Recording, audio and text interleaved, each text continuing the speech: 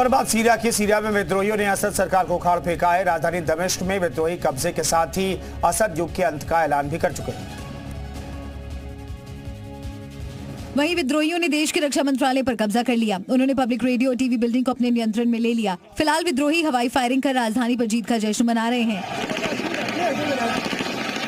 Syria की सेना के कमांडरों ने औपचारिक रूप से 24 सालों के असद शासन के अंत की घोषणा की। हालांकि इस ऐलान से पहले ही असद को अज्ञात स्थल की ओर अपने विशेष विमान से जाते देखा गया, लेकिन वो कहां गए हैं इसकी कोई खबर नहीं मिल पा रही है।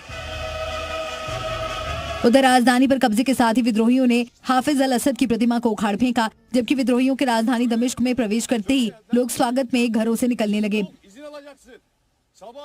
यानी इस तख्ता पलट में सीरिया की जनता भी विद्रोहियों के साथ है। लोग आजादी आजादी के नारे लगाते नजर आए।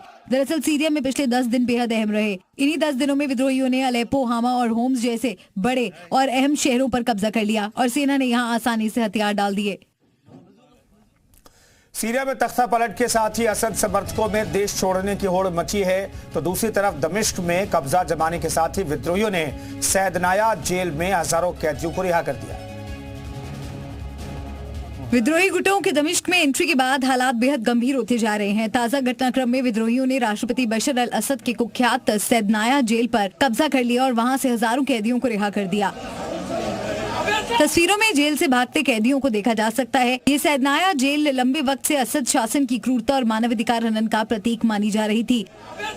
सैदनाया जेल को असद सरकार के राजनीतिक विरोधियों और विद्रोहियों को यातना देने के लिए बदनाम किया गया था। इस जेल से रिहा हुए कैदियों की संख्या और पहचान के बारे में अभी तक कोई आधिकारिक जानकारी नहीं मिली है, लेकिन यह अनुमान है कि इनमें कई राजनीतिक बंदी भी शामिल हो सकते हैं। इस बीच दमिश्क हवाई अड्डे पर अफरा तफरी का माहौल है। सोशल मीडिया पर वायरल हो रहे वीडियो में असद समर्थकों को आखिरी विमान पकड़ने की कोशिश करते देखा जा सकता है। वे जल्द से जल्द शहर छोड़ने की कोशिश में है, क्योंकि विद्रोही गुट राजधानी दमिश्क पर करीब करीब कब्जा कर चुके हैं, जो विद्रोही गुट की बड़ी जीत है। आपको बता दें कि सीरिया में चल रहे गृह युद्ध ने पहले ही लाखों लोगों को विस्थापित कर दिया है और हजारों लोगों की जान ले ली है। और सीरिया में जारी उठापटक के बीच एक भयावह तस्वीर सामने आई है। राजधानी दमिश्क में एक जोरदार विस्फोट हुआ है। विस्फोट इतना बड़ा था कि आसपास खड़ी गाड़ियों के पंखे उड़ गए और कई फीट ऊंची आग की लपटें उठने लगी।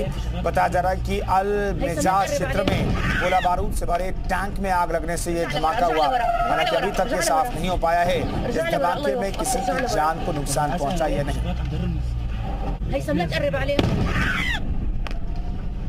ارجع لورا ارجع لورا ارجع لورا ارجع لورا